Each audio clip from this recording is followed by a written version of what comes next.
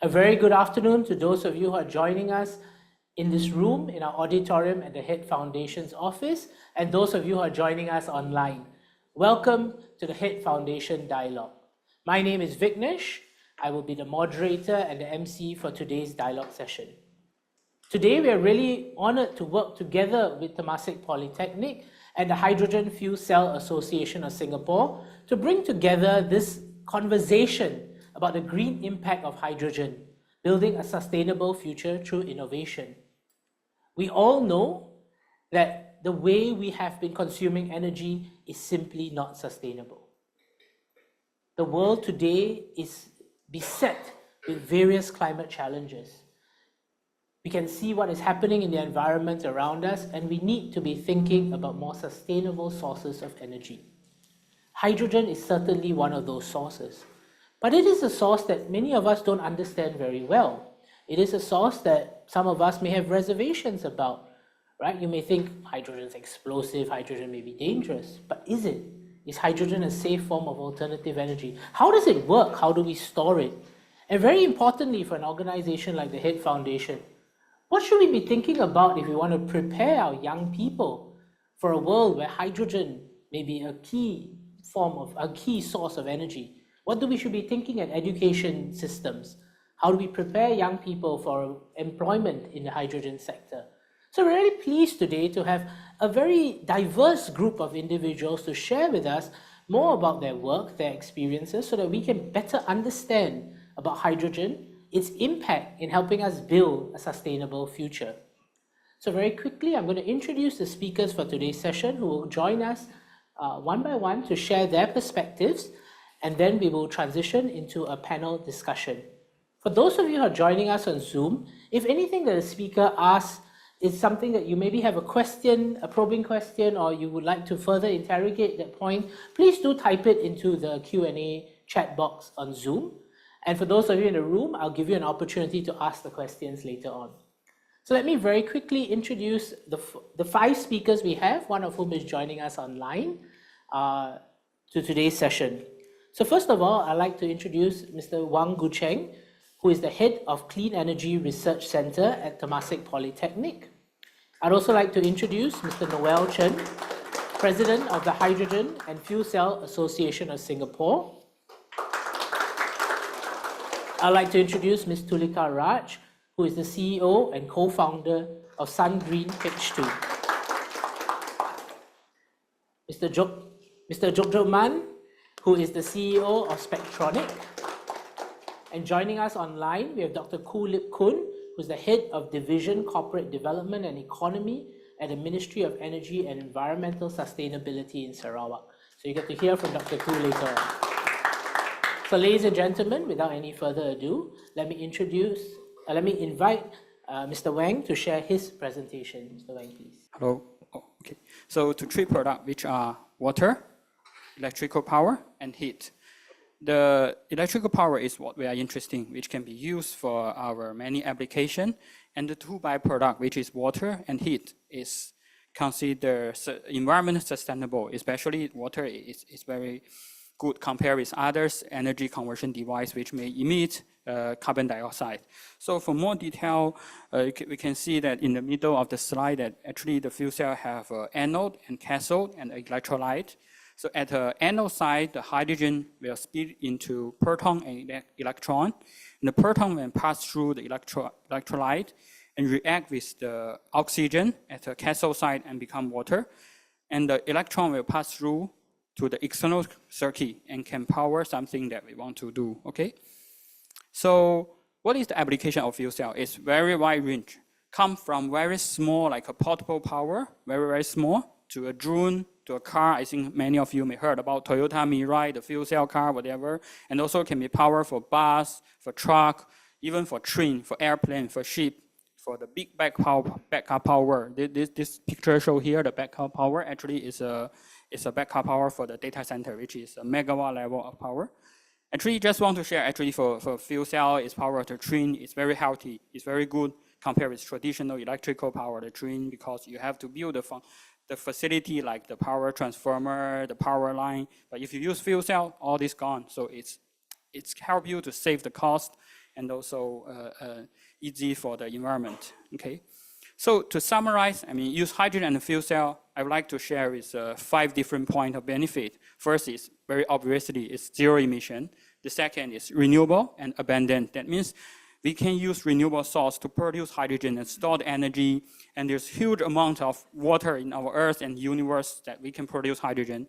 Then in some cases, it's even less infrastructure required. For example, just now as I shared, for the train application. And it's easy to transport. We can transport from one country to another, to one place to another. So this gives us the capability to bring energy from one place to the other.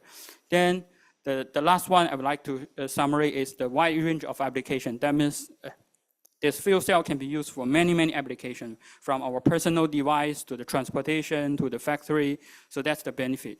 Okay. So let me give you a quick introduction for what did we do in Temasek Poly. So we named as an ultralight PEM fuel cell. This is the structure for the basic structure that we did in Temasek Poly. So it's a slightly more detailed compared with previous one, the general. They have an end plate, which basically trying to squeeze all the stack cell together, and we have a current collector that is used to connect fuel cell to external circuit, and we have a single cell that include GDL, which is gas diffusion layer, and CCM, catalyst coating membrane. This is served as the core function of the fuel cell that, as I mentioned, it's an anode and cathode, which is trying to diffuse the hydrogen and oxygen, and the CCM is served as a function to convert hydrogen and oxygen to electrical power. Then we also have a corrugated sheet that is served as remove the heat while the fuel cell is operation, also provide oxygen. Then for our approach, for our Temasek Poly, we do our approach from 3 different directions that include stack design technology, component level optimization, and system integration. So first, stack design. After more than 10 years of effort, we come out a batch of fuel cell stack design IP that not only include design, but also the fabrication process. So we use this IP to help the company in Singapore, other countries, to convert their traditional business to a more sustainable business. This is a simple animation to show how does our stack been combined together. This is a single cell. So with this single cell, it's only provide around 0.9 to 0.6 watt. It's very small, cannot power anything, but we have to stack them together. So this is the process that how we stack all of the single cell together, become a fuel cell stack. Okay. So with this stack, we can do some application. Okay. So next, we are also focused on component level optimization. So for example, just now I mentioned the key component for fuel cell. One part is the catalyst coating membrane. This is the structure of catalyst coating membrane. So how can we produce this more economic way? Because the catalyst actually we use for fuel cell is platinum. It's very expensive metal. So how can we reduce the quantity of platinum where we produce the fuel cell? This is important.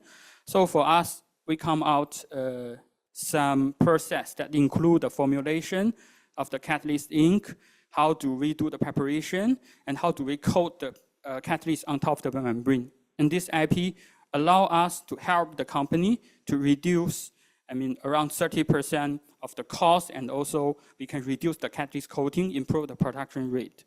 The basic idea, I won't want to share too much detail, but the basic idea is we try to increase the porosity of the catalyst layer so we can improve the production rate and also without compromise the performance of the fuel cell. Okay, the last part we do is about system integration.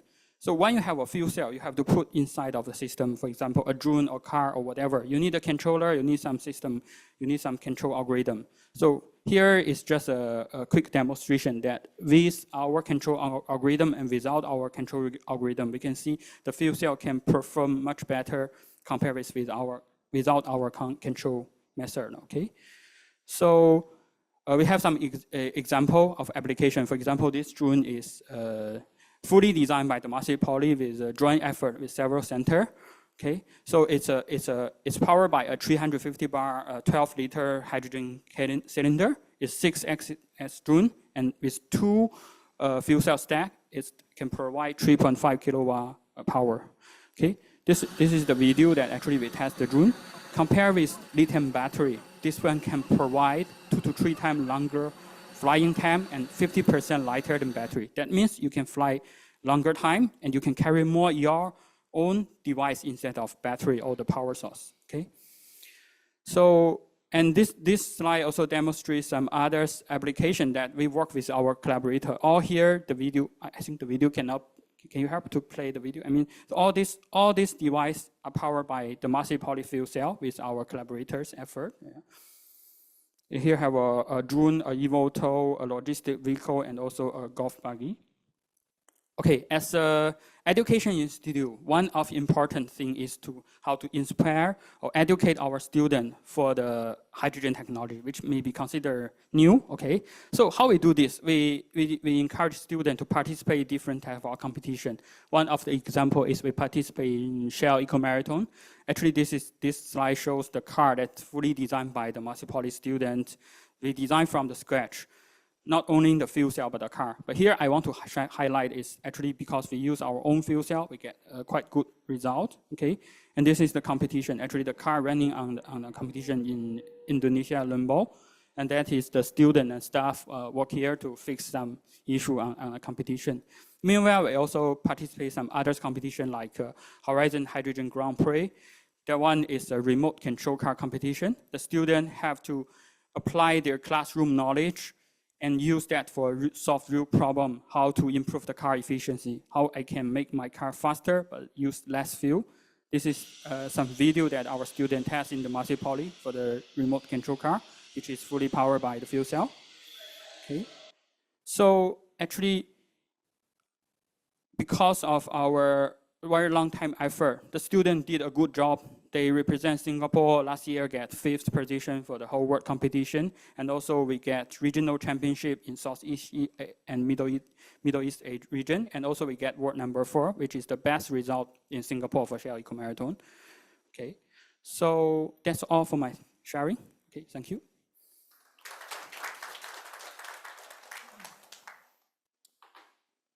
Okay, it's my turn now. Noel Chin from the Hydrogen Fuel Cell Association of Singapore. So I'm here to give you an update on what's been happening since the last time we spoke. I think that was about 2 years back.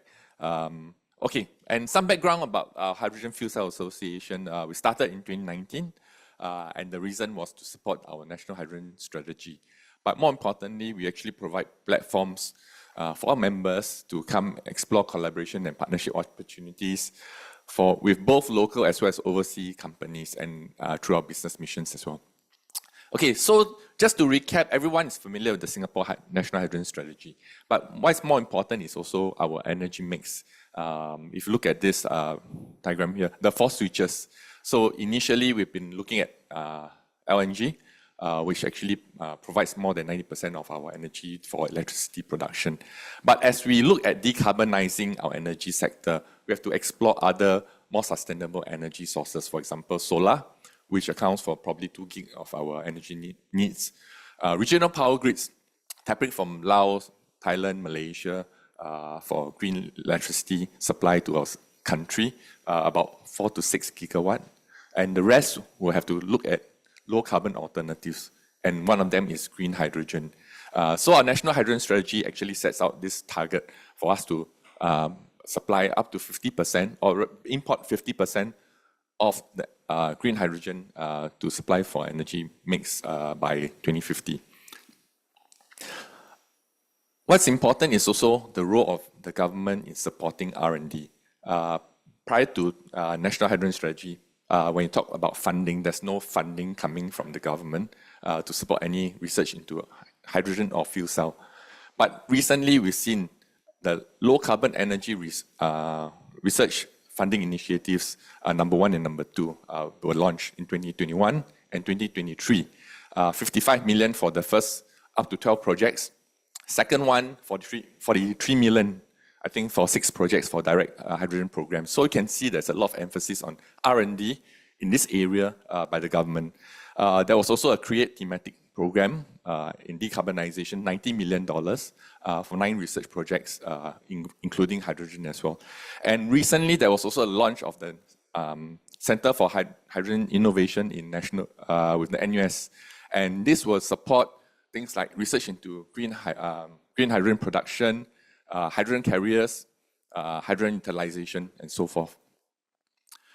Raising awareness through the events, we are very happy to say that we had our first Hydrogen Connect conference in July 2024 this year, and that is our flagship event. So you can expect to see this on an annual basis. And we brought together our local SMEs to actually showcase some of the capabilities that they have developed. We also have the Hydrogen Grand Prix, which Gucheng actually mentioned earlier on. Last year, Singapore sent Temasek Poly as our representative for Singapore on a wild card. And that was on the basis that they were the Shell Eco Marathon champions for the past couple of years. And they came in a respectable 5th out of 24 participants. I think good job by Temasek Poly. And that's why we built the capabilities within the IHLs and the students.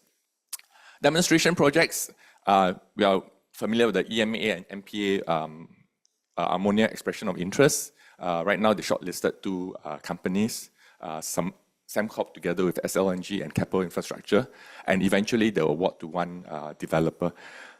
We have the hydrogen refilling station at PSA. They're doing a trial for prime mover running on the hydrogen fuel cell, and there's a hydrogen refilling station that was built, constructed to help support the operations as well. Solutions developed by our SMEs. So again, we always talk about our local SMEs. Okay, why is it important? It's because they understand the need for our Singapore, in our Singapore's context, the different applications that can be used in Singapore, and more importantly, at the end of the day, whatever solutions that they develop here, we help them bring it overseas. So I'm proud to say that we actually have Spectronik. You see the light commercial vehicle here. They're doing a test bed at Jurong Innovation District on NTU's ground to pilot and the light commercial truck, and hopefully the results will be positive and they can then scale up commercially. But prior to that, they had also a hydrogen buggy and also your UAVs as well. So they are exploring to different areas. Whereas SunGreenH2, also another local SME, they have actually developed AEM electrolyzers and ion exchange membrane electrolyzers, which are more efficient than the PEM electrolyzers, and also they use less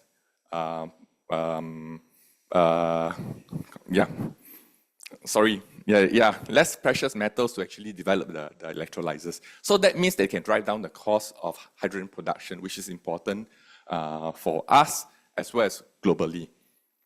Okay, so last, I'd like to share the Hydrogen Fuel Cell Association of Singapore. Those who are interested to join us, please scan the QR code and you'll be welcome to the events that we organize. So thank you very much.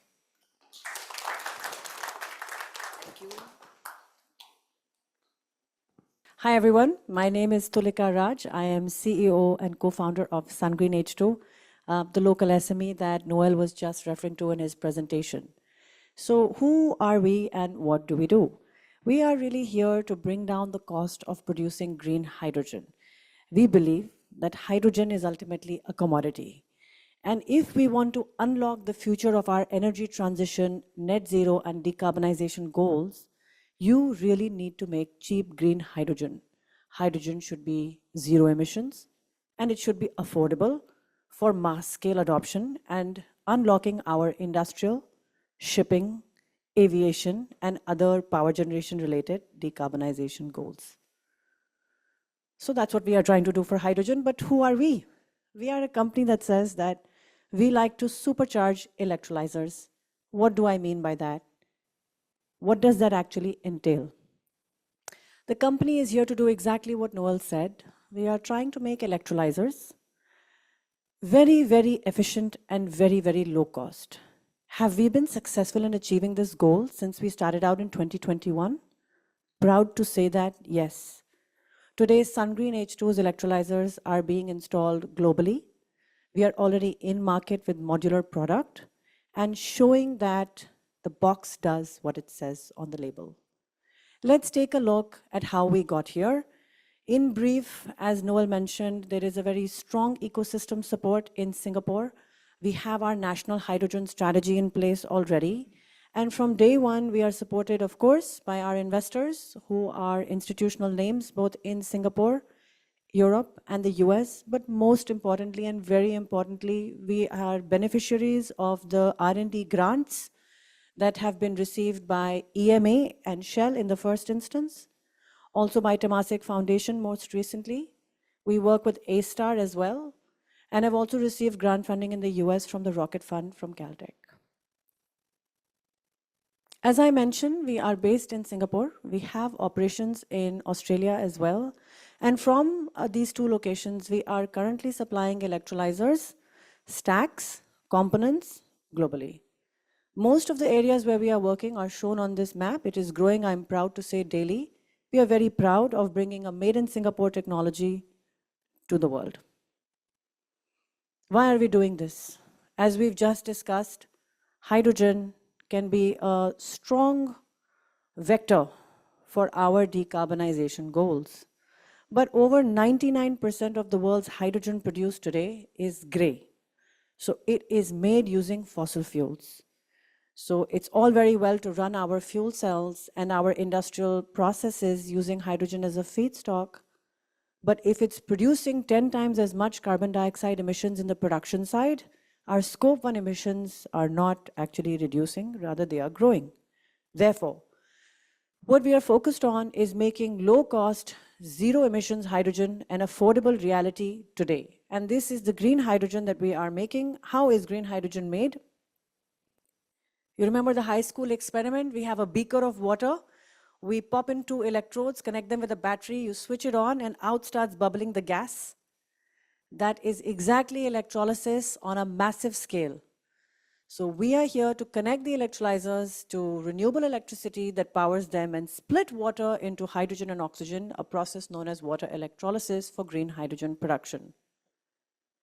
There is one very important point to mention about why we are able to do this today and not 10 years ago, 20 years ago, a decade ago, or 100 years ago. Because in order for the carbon emissions to be negated or removed from this process, your input feedstock, the electricity, should also be carbon free. Now we know in the world, 10, 20, 50, 100 years ago, we had no options for cheap green electricity. We only had fossil fuel based electricity. So that didn't solve our problem. However, today, in over 90% of the world's electricity markets, new wind and solar is the cheapest form of electricity generation. So therefore, it's because we have access to cheap green electrons that we are able to derive cheap green molecules or contemplate deriving them. I'm proud to say that SunGreenH2 is actually doing it. There are a few types of electrolyzers in the market. Without going into technical details, the 100-year-old technology is inefficient but cheap. That's alkaline electrolyzers. The newer technology 20 years ago established PEM electrolyzers, which is very efficient, doesn't consume as much electricity, but quite expensive on the capex side because it uses platinum, iridium, gold, titanium kind of metals, very difficult to scale up industrially. And some materials like in iridium are actually very scarce. So there is not enough supply available globally to scale up. SunGreenH2 is a leading technology innovator in a nice combination of the old and the new, which is an anion exchange membrane or AEM electrolyzer.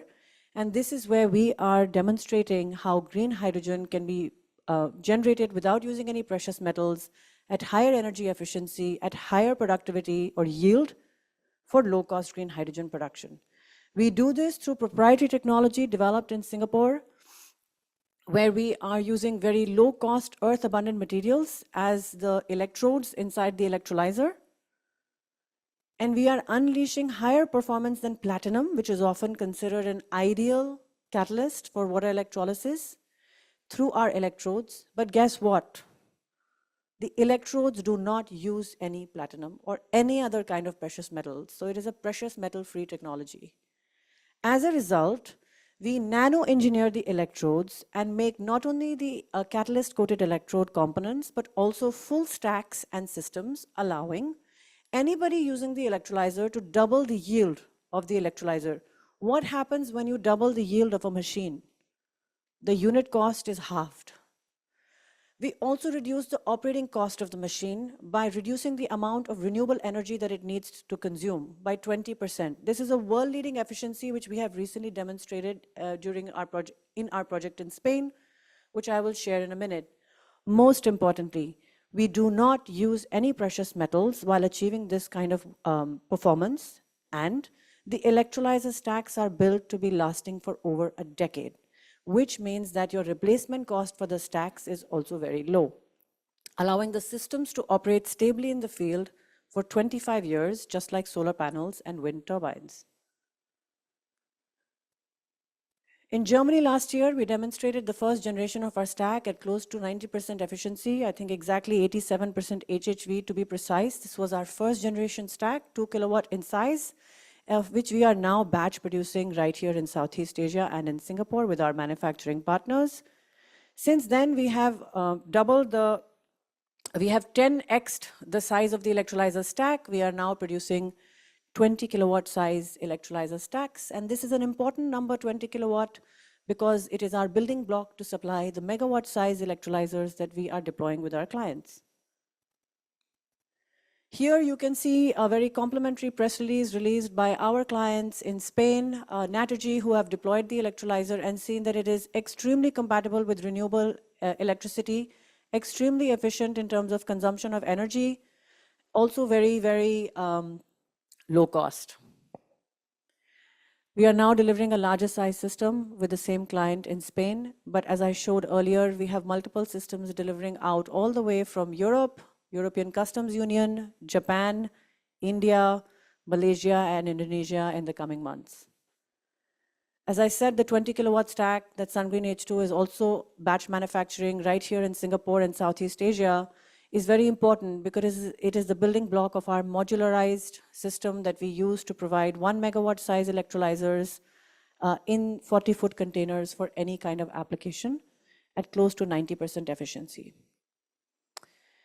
In short, today, the company is an SME and still growing. We are already able to reduce the cost of producing hydrogen. If the best-in-class commercially available technology is producing at close to $5 per kg, green hydrogen production cost, we are already reducing this to 3.5. And our next targets for the release of our future products in the next 12 to 18 months is $2.5 till $1.5 per kg of green hydrogen production cost, because this is how we believe that an industrial commodity like hydrogen should be priced for use for decarbonization. A picture over here that explains hopefully 1,000 words. We are able to supply electrolyzers wherever there is a supply of renewable electricity. Our clients are typically taking the hydrogen, either storing it and compressing it for use in fuel cell, stationary or mobility applications, or directly for gas blending or industrial feedstock. A little glimpse at our production capacity. Our team, whom we are very proud of, and some of the awards and recognition that we have received. If you have any interest in harnessing a source of low-cost green hydrogen production using SunGreenH2's world-leading award-winning technology, please reach out to us. Thank you. Hello, good afternoon. I am Jogjaman, founder and CEO of Spectronik. I have my partner Zarli here with me today. We are a Singapore company, founded in 2011. We make hydrogen fuel cell. You are already familiar with what is hydrogen fuel cell. But specifically, we focus on portable power. And what is portable power? Portable power is anything that you can still carry with 2 hands. So, for example, we don't have megawatt fuel cells like stationary power for data center. We don't have that. So we are focused more on the smaller power. And our fuel cells today are already commercialized in 38 countries worldwide. They can be found in the air, on land, at sea, and on rail, powering a host of applications such as aerial drones, 2 3-wheelers, and compact EVs. We are also going to announce an underwater project soon. So the only place we haven't been is outer space. Yeah, but not ruling it out in the near future. Yes. Our vision is to enable green sustainable mobility of goods and people in urban cities. But why hydrogen, right? Why hydrogen? And also why portable power? So if you want to truly decarbonize urban mobility, you need to consider 4 factors. First is the energy source itself, because renewable energy source is typically far from urban cities, yet the usage is most concentrated in densely populated cities. So for example, it's not practical to use solar panel in Australia desert to charge batteries and then transport the batteries for use in Singapore. But with green hydrogen from SunGreenH2, we can do that. Yeah. So now you can decarbonize not just the vehicle, but also the energy source. Right? Next, you need to consider the infrastructure. You see, if you want to charge one battery EV, it's very easy. You plug it on the wall overnight. If you want to fill one hydrogen vehicle, it's impossible because you cannot find the hydrogen gas station. But actually, as they scale, the situation completely reverses. So if you have a hydrogen station with 10 pumps, akin to the size of a normal gasoline station, you can refill 100 vehicles in 1 hour. Right? If you want to do that with battery supercharger, to achieve the same vehicle throughput, you need 100 superchargers. And to put things in perspective, that's enough to power 20 to 30,000 average Singaporean household. So the idea of electrifying our entire vehicle fleet with batteries alone is inconceivable. Now, how about the vehicle itself? I think battery EV is very good for private car. For private car, if you don't drive long distances, right? But what about commercial vehicles like delivery vans or ride-hailing that cannot afford, that travel long distance in a day and cannot afford to stop many hours for battery charging? So for battery EV, if you drive 5 hours, you have to stop 5 hours for charging. So it is almost like a 1-to-1 driving and charging ratio. If you use a hydrogen fuel cell car, you can drive 5 hours and refuel in 5 minutes. So actually the uptime and utilization is a lot more efficient. And finally, you have to also consider the life cycle. So raw material mining, production, and also disposal at the end of life for batteries is quite carbon intensive. It actually has a huge environmental impact, right? So at Spectronik, we have deliberately designed our fuel cell to be reusable. So now our solution is not only zero emission, but also zero waste. More than 90% of the components in our fuel cell can be recycled at the point of use, so promoting circular economy and sustainability. And the original cost and the embodied carbon that went into the production of the first fuel cell can now be amortized over several lifetimes as well, so effectively lowering the cost barrier to adoption. So if you, in summary, right, if you consider the 4 factors, the energy, infrastructure, the vehicle, utilization, and the life cycle, it's patently clear to us that only hydrogen fuel cells can decarbonize urban mobility sustainably. Yeah. Then the next question becomes then why portable fuel cell, right? Because as Gucheng rightly pointed out, you can put fuel cell in anything, you know, from the smallest power to the largest trucks and ships and aeroplanes, right? So a lot of our peers, they are focused on what we call the red ocean market. So the heavy duty truck, aviation, and it's not wrong, it's not wrong. In fact, these are hard to abate sectors, but the problem is the power and hydrogen requirement is high. So it doesn't matter if you have the best fuel cell truck. If there is no infrastructure from the US East Coast to the West Coast, the truck is going nowhere anytime soon. Yeah, and how about the value to the end user? You know, so trucking and logistics is very cost sensitive. It's $1 per mile per kilogram game. So the value for the end user is actually pretty low. They don't want to pay more just because it's a fuel cell truck. Right? But the blue ocean is different. So that's where we operate in the portable power. So the power and hydrogen requirement is low. So for example, for a drone that fly 2 to 3 hours, you only need 1 kilogram of hydrogen gas. So it's fairly easy for the user to obtain. Yet, because battery drone can only fly 30 minutes, the value to the end user is pretty high and price relatively inelastic. Also, the market size for portable power is actually much bigger than the red ocean. There are just a lot more motorbikes than trucks, right? It means it will allow us to reach mass production and better unit economics faster. So we are faster to market. So for us, it's clear that the first phase of hydrogen fuel cell disruption will come from portable power application. So to serve this blue ocean market, Spectronik has developed products and accessories.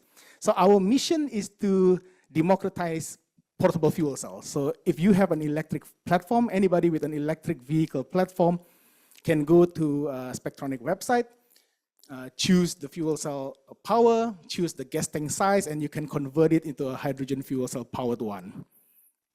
So I will end my application with a video to show real life applications that are already powered by Spectronik fuel cells to prove that portable power is real, it's happening now, and we look forward to powering your application.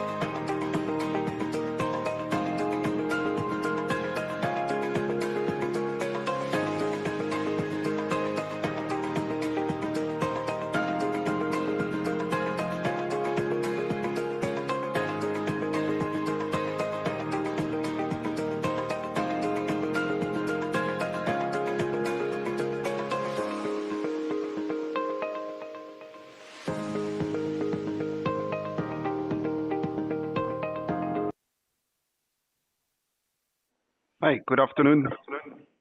I hope everyone can hear me. Yes, we can hear you clearly. Great, thanks so much.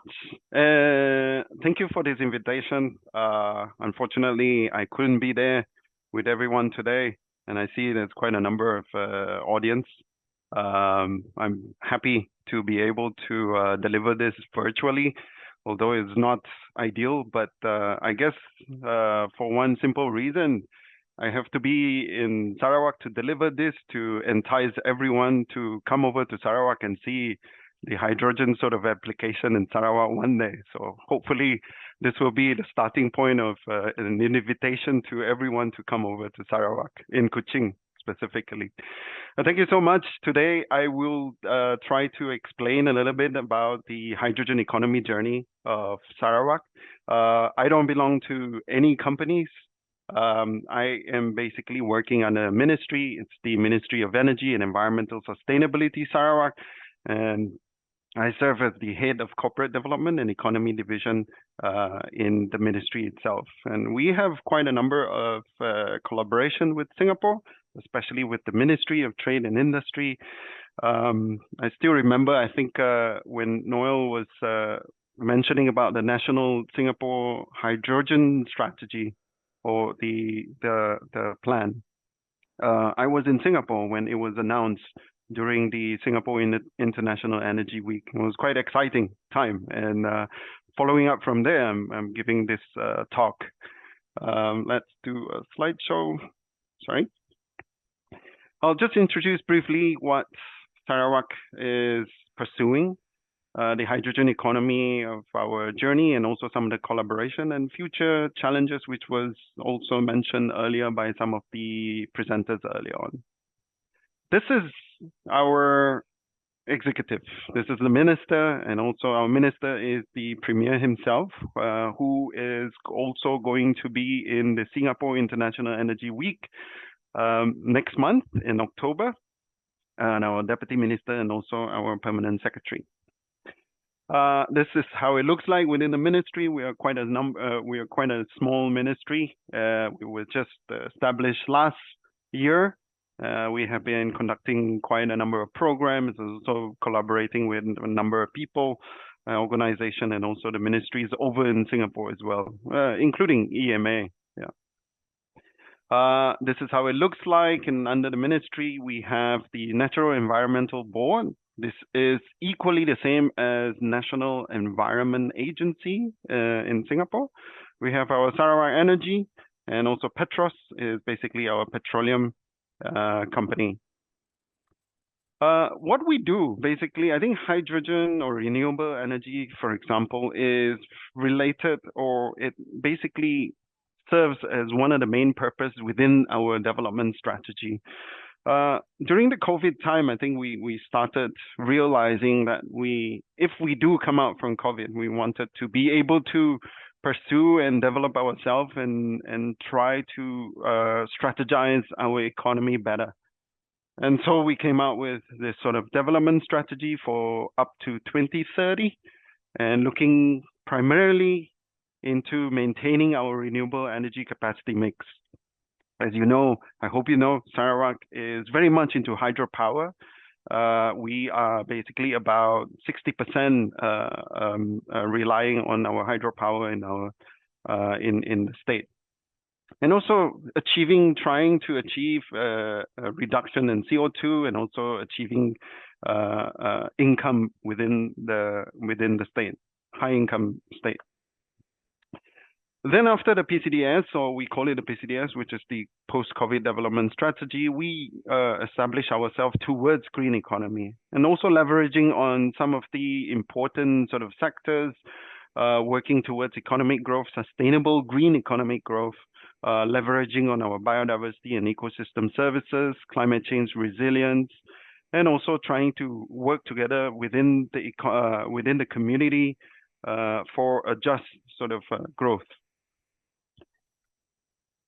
Then leveraging on this, basically building up all our pillars, strategies and enablers, creating all these towards, if you look at it, there is this strategic pillar on transport and mobility that's quite important for us, and then working towards low carbon cities. That's when the hydrogen economy comes in to Sarawak. Of course, having the hydrogen economy or having a green economy is also trying to reduce our greenhouse gas emission. Within Sarawak, we have been establishing ourselves, working towards understanding where our emission is and how much of the sink that we are able to contribute to the national emissions, and also the update report submitted to UNFCCC. We have been constantly improving on some of these emissions and trying to reduce this as much as possible. Hydrogen comes in to actually help us to build and contribute in this reduction. Then the next projection, or basically the next sort of work that we're trying to do within Sarawak, is building hydrogen hubs. Some of these are working towards a net zero for Sarawak in 2050.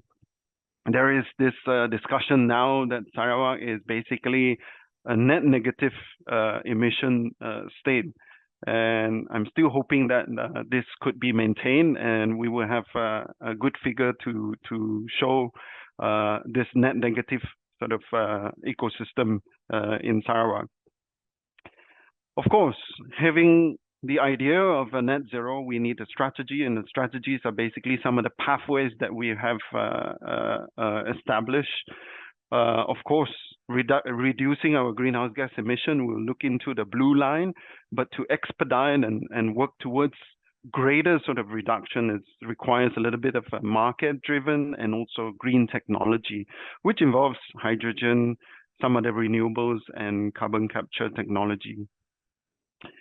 Of course, we look into these pillars, we look into this cost and opportunity. The net transition will require us to look into how we can create the new economic opportunities. Hydrogen come in, the technology, the collaboration, all these plays a big role into investment and how we are going to abate this. And some of the low emission assets are included here.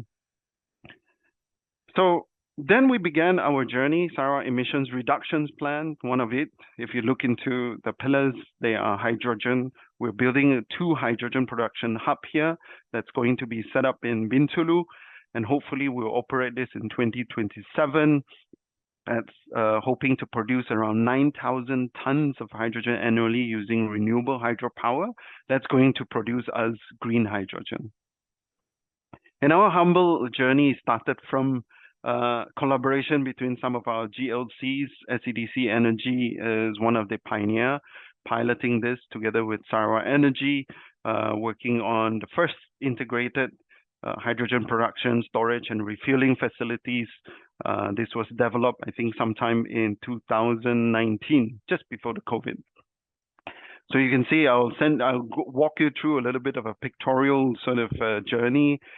We started off having this prototype in Sarawak Energy with some of the with the prototype of a Hyundai car and having buses as well running.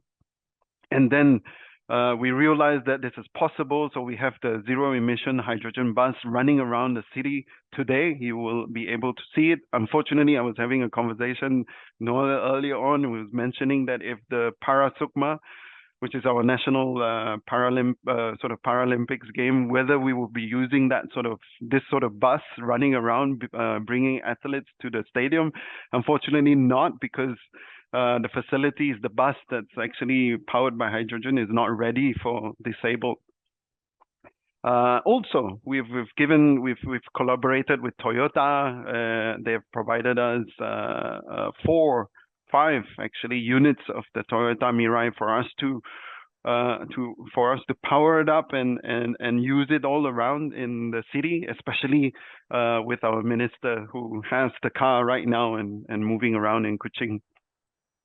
And of course, ideally, there was mention about the train. We don't have a specific train that runs on track, but we have this thing called the autonomous rapid transit, and this is actually now being tested in Kuching, moving around, and everyone sees them and they're quite excited looking at them.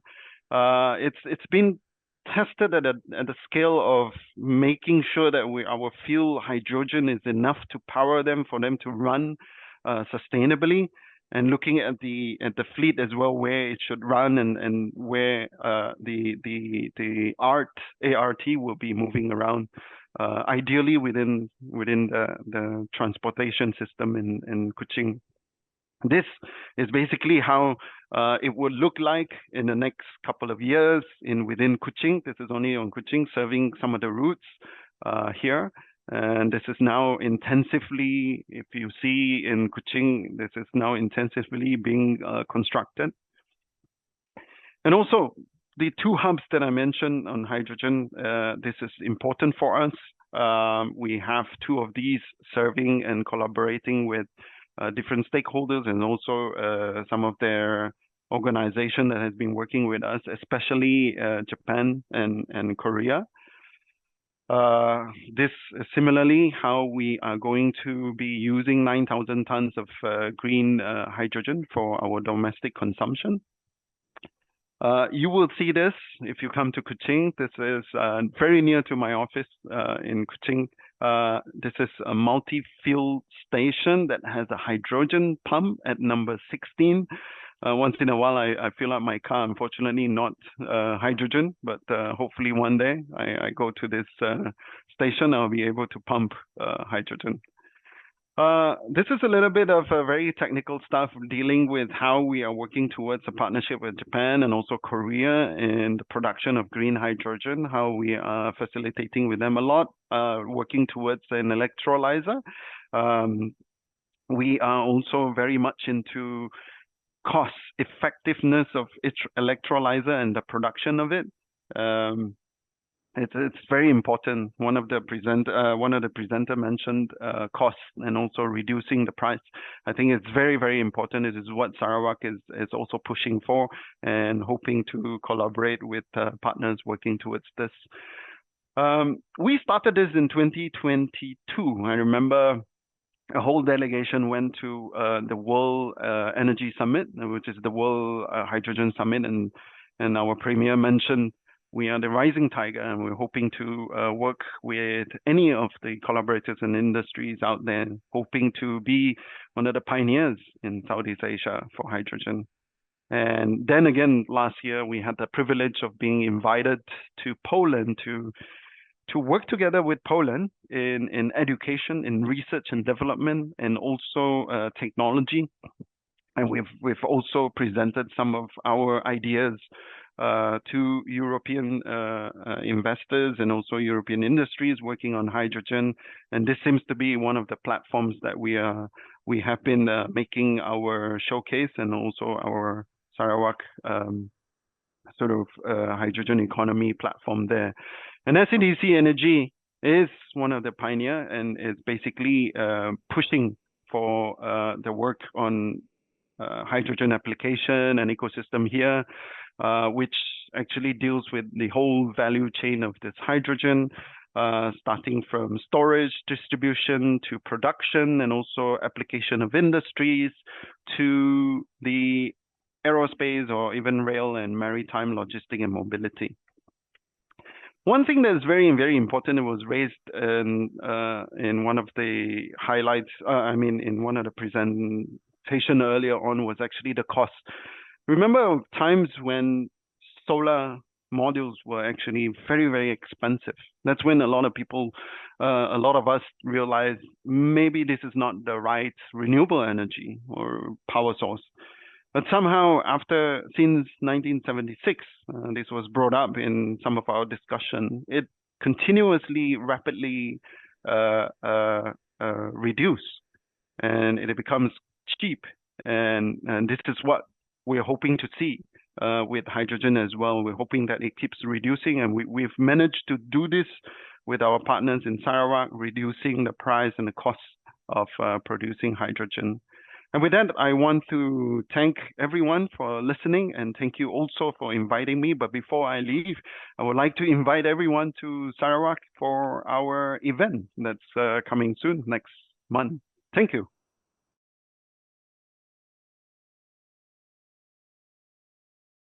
So, ladies and gentlemen, let us start. I think there's one question that popped up for Dr. Kho online, and I think very quickly, I think it's a quick answer to this, Dr. Kho. Sarawak has tons of natural resources that we all know about, so why choose hydrogen? Thanks for that. I think it was just out of convenience and compliment. We have plenty of water resources, and that is also powering the hydropower. And so with that, we can utilize it for another source of energy. So yeah, it complements each other, I guess. And also the belief that hydrogen is the fuel of the future. We have been working towards it and saying, there is a target, there is a belief that clean energy is the way to go. Yeah, thank you. Thank you. Do we have any questions from the room? If anyone would like to ask a question, I have one, but before I do, sir, were you raising your hand, sir? Anyone? Yes. Okay, the gentleman over there has a microphone just behind you. My name is Moyed Qasim. came from oil industry. So now we are phasing out fossil fuel, and hydrogen is one of the alternative, right? So one of the main challenges is the transportation of the hydrogen logistics. So how we are going to deal with this challenge? What's the recent development into this issue? Yeah, I'll take that. So when you talk about transportation of hydrogen, transporting hydrogen as a gas doesn't make economic sense because of its low density. So they're looking at other derivatives, for example, liquid hydrogen, ammonia, or liquid organic hydrogen carriers, which has a higher volumetric density. However, the challenge for these derivatives would be the vessels. Are they specially been designed to be able to handle the low temperatures for liquid hydrogen, minus 253 degrees Celsius, or ammonia, which is toxic, and you need to ensure that it doesn't leak out.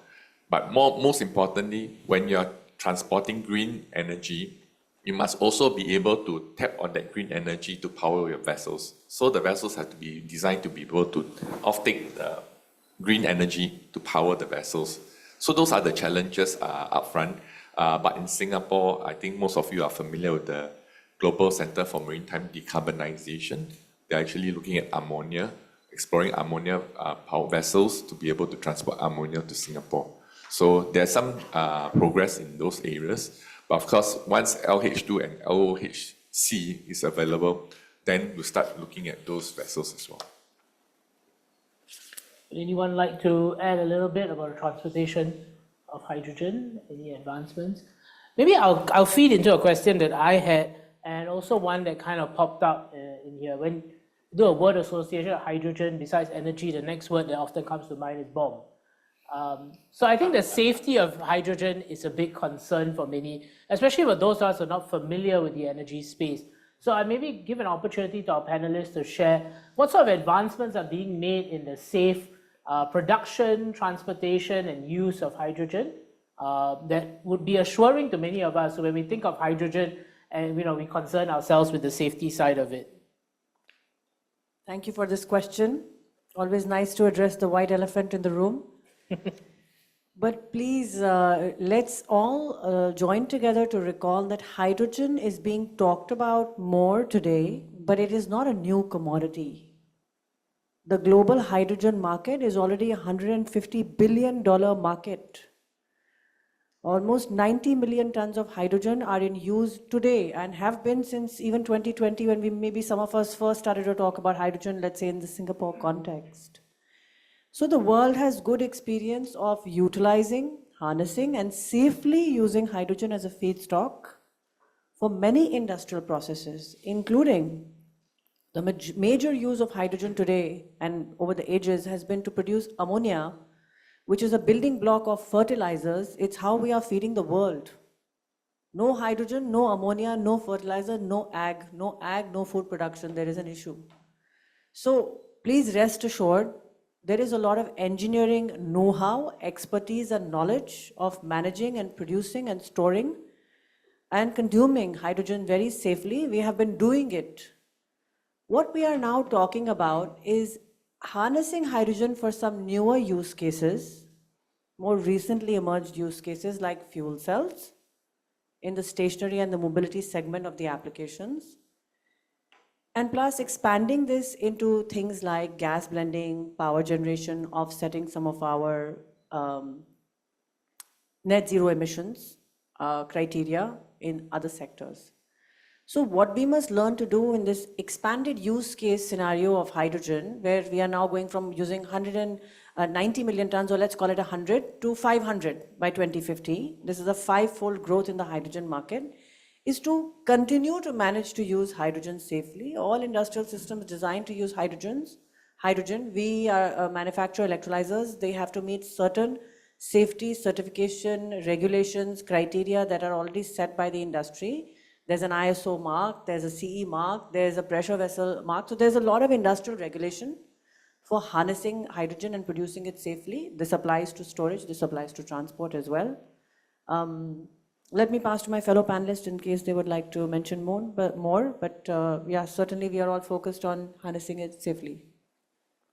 Thanks, Tulika. Just to add on, most of you, when you go home, when you feel hungry, you want to cook. You know, when you put the food there, the pots, pans there on the gas burner, you turn them on.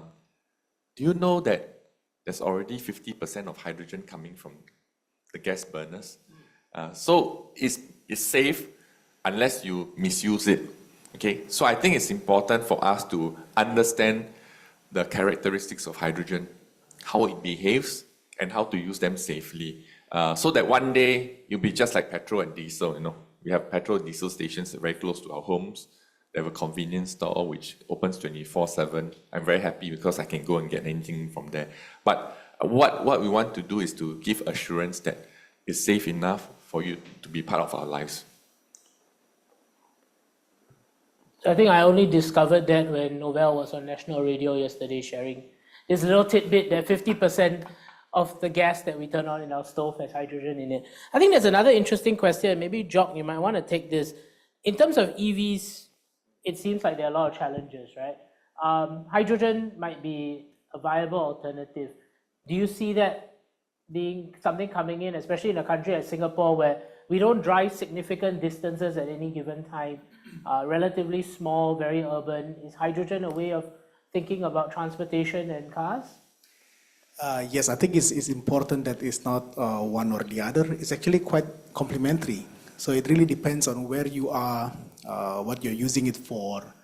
If you live in landed home and you have your own solar panel and you can charge overnight, actually there's no reason why you should drive a hydrogen car. Because every night you go back, you plug it overnight, it's already green, right? It's from your own solar panel. But that's why specifically for Spectronik, we are going for urban cities. Only 4.8% of Singaporeans live in landed homes, right? So it's not sustainable for the other 95%. As I mentioned, infrastructure, the power that is required to build enough public charging stations, and where that energy source is coming from, right? So you can only decarbonize, as I mentioned in my presentation, if you also decarbonize the energy source. And you can do that with green hydrogen. So I would say it's really very location specific. It's also very usage specific. Yeah, and it's not one or the other. Ultimately, both of them contribute to decarbonizing transportation. So would we, likely in the foreseeable future, see fuel stations like we do in Sarawak, where there's a pump dedicated to hydrogen? In a crystal ball, how long do you guys think it'll take? Yes, again, which is why for Spectronik, right, we are going for, there's 3 criteria what we go for. So number 1 is it must be fleet application. So if they go back to a centralized location, to a centralized depot, then it's easier for us. So you can set up one station and it will serve a critical mass of vehicles, right? Otherwise, if you're going for private car market, you're reliant on a nationwide infrastructure. And if that's not ready, it doesn't matter that I have the best hydrogen fuel cell car. The consumer is not going to buy it. The second criteria is it must be low power for us, because it just means you need less hydrogen, and it's easier to get it to the user. And second, and the third criteria is it must be highly utilized. So if it is 24/7, that's best. Because if you only use it for 1 hour, then you can stop the charge. Yes. So if you consider this low power, come to a centralized location and highly utilized. So one project that we are doing is with a big MNC. They have factory and they have autonomous mobile robots, which carry their produced goods. So it's a huge factory, right? And then it carried the produced goods from one place to another, and it's 24/7. So they cannot afford to stop for battery charging. And the autonomous mobile robot itself, the AMR, is $60,000 each. So if you use battery and you need 2 vehicles, one is running and one is charging, right? So this is what I mentioned just now in my presentation. The value to the end user is high. So if you put a hydrogen fuel cell, even though it is more expensive than battery, but they are saving 1 AMR, which is the $60,000. So we are going purely for this application first. Low power, back to centralized depot, and highly utilized. Maybe one day we'll have a Grab, hydrogen-powered Grab today. Tulika, you have something to add? I just wanted to mention a fun fact since we're on the topic of hydrogen refueling stations in Singapore. Did you know that Singapore already trialed hydrogen buses here over 15 years ago? So quite visionary at the time, and you'll be happy to know that there are already hydrogen refueling stations popping up in fleets and at the Port Authority of Singapore, at PSA, for example, already up and running. So to answer your question. Thank you. Actually, it's more than 20 years ago. Daimler cars, fuel cell cars were running on our roads in 2002. Correct, huh? Yes. 2002, Daimler cars. And this was actually a feasibility study that NEA was actually exploring. So we can say that this whole national hydrogen strategy is not new. It started back in 2000. And we've been exploring this space for the longest time. Right. I think the gentleman at the front. Could we get a mic to... Raymond Kwok here. No. Okay, thank you very much. Now you can hear me. Raymond Kwok here. I know Noah and the pretty lady over there very well. And may I ask, with all this vision that is moving forward, what are the big player? I'm sure, but I saw Shell is supporting you. I'm just thinking out loud. What are all those big players who are doing fossil fuel? What are they doing and what should they be helping along the way? Thank you very much, Raymond. So I think that question also, Dr. Kho, if you have something to chime in, it's really all the big players in the energy space. I guess you're asking in the energy space or just overall, right? In infrastructure, in the government space.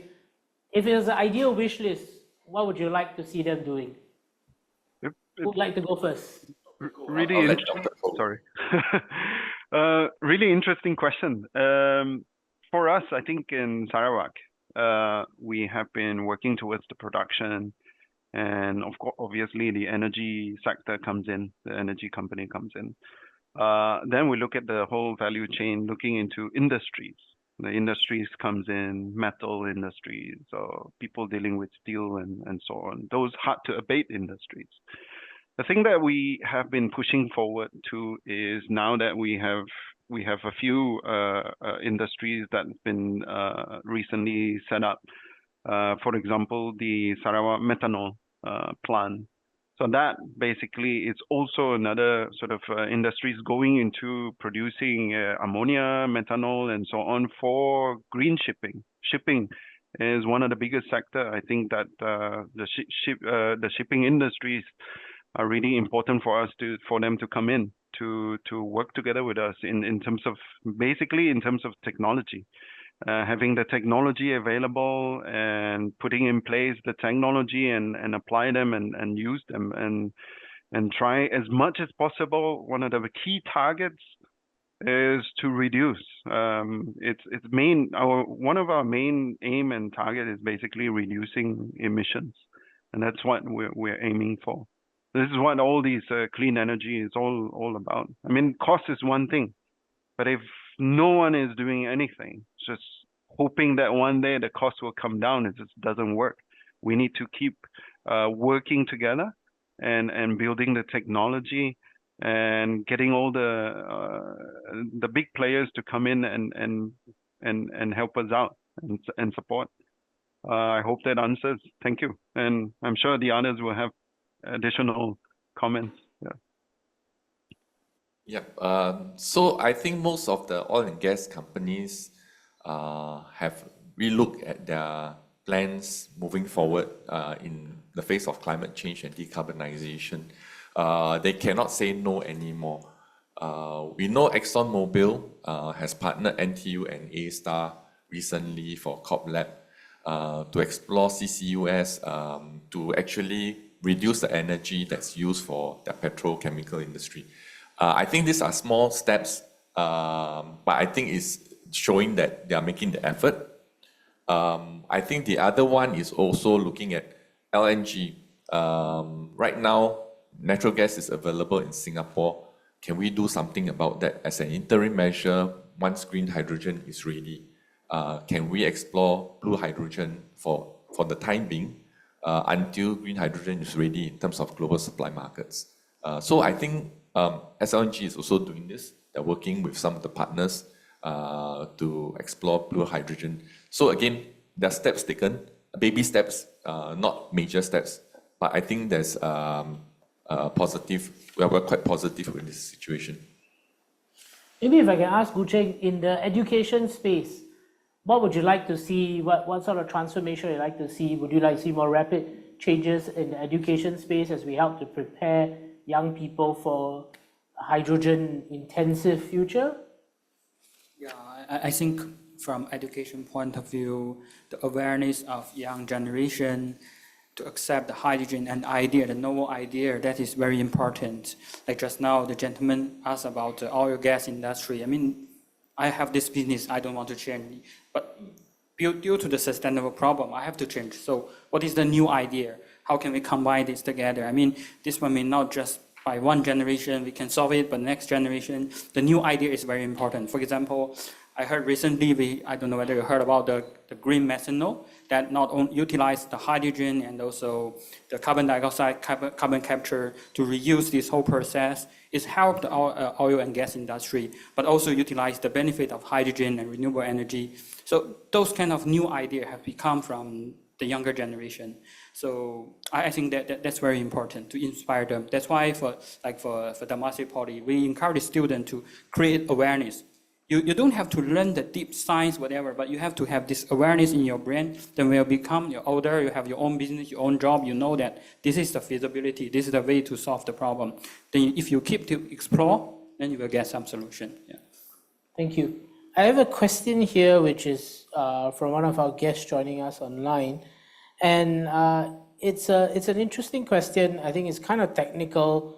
Not really sure how to answer it, but maybe what is the solar energy required for producing a standard quantity of hydrogen? Is there a measure for this? Okay, thank you for this technical question. I think Noel, in addition to being the president of the HFCAS, Hydrogen Fuel Cell Association of Singapore, has clairvoyant powers to predict forward the question. So thank you for the mic. Oh, he's peeping at my phone. I need to be a bit more private about this. Yes, so hydrogen, when produced from water electrolysis, you have to have a minimum amount of energy. The laws of thermodynamics are such that to break the water molecule bond, H2O bond, you have to have a certain minimum amount of energy. So this energy is, let's call it 39.39 kilowatt hours, units of electricity, kilowatt hours, per kg of hydrogen production. This is the 100% efficient ideal case. Without this minimum energy, you cannot break the bond of H2O in a water molecule. So let us start from that. Now, for the synthesized water splitting, you need to have an energy efficiency as close as this number 39 to get to an efficient process. So let me start by talking about what is available in the market for the last 100 years. Is alkaline water electrolyzers. They use about 56 till 57 kilowatt hours compared to 39 for the ideal case to produce 1 kg of hydrogen. So ideally, usually the efficiency of this older technology is somewhere between 50 till 65%, quite far from the 100% ideal case. The newer type of technology that came out in the market 20 years back is PEM electrolyzers. They are using about, let's say, 55 kilowatt hours per kg to produce hydrogen. This is again an efficiency figure in the 70s. So still we are away from the 100% case. SunGreenH2, I'm proud to report, is using between 42 till 45 kilowatt hours to produce 1 kg of hydrogen, an efficiency that places us in the 80 to 90% range. And this is what we are supplying commercially right now. We also have in the lab now achieved 92% HHV efficiency, so pretty close to the near ideal case, and targeting 95% for our next generation. So that would be about 40 till 42 kilowatt hours per kg, as close as you can possibly get in low temperature electrolysis to the near ideal theoretical value of 39. I hope that answered the question. Thank you. Thank you. Do we have any more? I've been just told that I need to wrap this up soon. Okay, one last question for the gentleman. Michelle, thank you.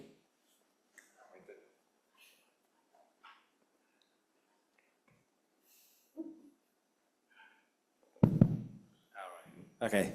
Can you just tell us a little bit or share with us perspective on, I've read a little bit sometimes about electrolysis and about the constraints around the water and how pure or not pure that needs to be. Is that overstated or are we going to run out of the specific type of water that you need to make green hydrogen? Thank you. We're on time. I'll try to keep it brief, but water has not been identified as a constraint to producing green hydrogen. The equivalent production process of SMR using fossil fuels to produce hydrogen consumes more water per kg of hydrogen produced. So relatively, you are better off using water electrolysis in any case. And I can share with you that SunGreenH2, of course, being an innovator on the technology side of things, we are very focused in future on unleashing and harnessing seawater electrolysis as well. Thank you very much, Tulika. And ladies and gentlemen, unfortunately, we have to bring this session to a close. But before I do, I'm going to invite each of our panelists to make one last statement, one last sentence. What would you like those of you in the audience today to be a takeaway from today's sharing? So maybe we'll start with Job. Dr. Kho, you can go last. Since you're the last to speak, we'll let you be the last to make a statement. Job, would you like to share your perspective? One sentence, just one sentence, takeaway. Yeah, so hydrogen application is real. It's happening right now, as you can see. Yeah, so hopefully it will continue to grow. Okay. My one is hydrogen is safe, so please try it. I will just say that when we think about renewables, it should be a fundamental part of our vision for the energy transition-based society. And green hydrogen, zero carbon hydrogen is an integral part of renewable energy. If you want to know more about hydrogen and fuel cell, come join us. And Dr. Kho, yours. So I'm the last one. I have to give a punchline. Like, you know, if you want to know about hydrogen, come to Kuching, come to Sarawak. But also, it's really important. I mean, like, hydrogen is not going to be replacing renewable energy. It's an alternative. Let's treat it that way. So we're not replacing anything. So it's important. Come to Sarawak. We'll show you. Thank you. And I think that is a perfect segue to the question. The one question I didn't get to ask was, how do you participate in the Sustainability Insight Conference in Sarawak? Go to Sarawak, visit Sarawak. And ladies and gentlemen, I think thank you very much for joining us both online and in person. It's been a really fascinating session for me to be a part of. I learned a lot. I think hydrogen is definitely one of the many alternatives we must explore if we want a sustainable future. So thank you very much, ladies and gentlemen, for joining us. And please join me in thanking our panelists, both in person, and Dr. Kho has joined us all the way from Sarawak. Thank you.